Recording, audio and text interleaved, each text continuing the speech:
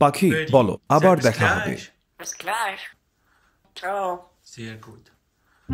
তোতা পাখি কিভাবে কথা বলতে পারে?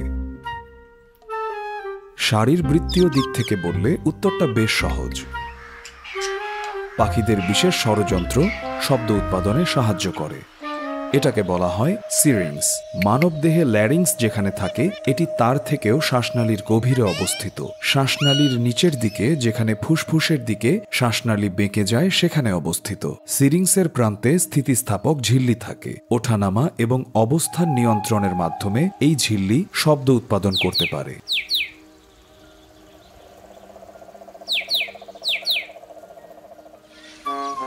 তোতা পাখির রয়েছে স্বাভাবিকের চেয়ে বড় এবং পেশিবহুল জিহ্বা। এ কারণে কণ্ঠস্বর নিয়ন্ত্রণের মাধ্যমে তারা ব্যাপক মাত্রায় শব্দ উৎপাদন করতে পারে।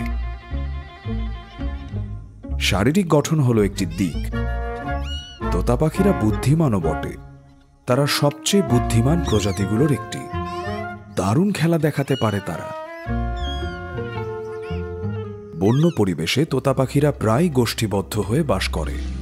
বৈশিষ্ট্যপূর্ণ কণ্ঠস্বরের মাধ্যমে নিজেদের সন্তান কিংবা সাথীকে চিনতে পারে। তোতা পাখিরা তাদের সাথী কিংবা তাদের গোষ্ঠীর অন্যদের বিভিন্ন শব্দ এবং স্বরের মাত্রাকেও অনুকরণ করতে পারে। তোতা পাখিরা অন্য শব্দ এবং অনুক্রমিক শব্দ অনুকরণও করতে পারে। এভাবে তারা অন্যদের ভাষা শিখে নেয়, যেমন মানুষের ভাষা।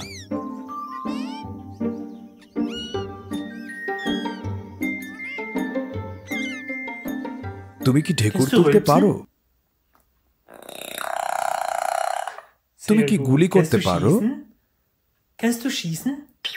তুমি কি কাশতে পারো?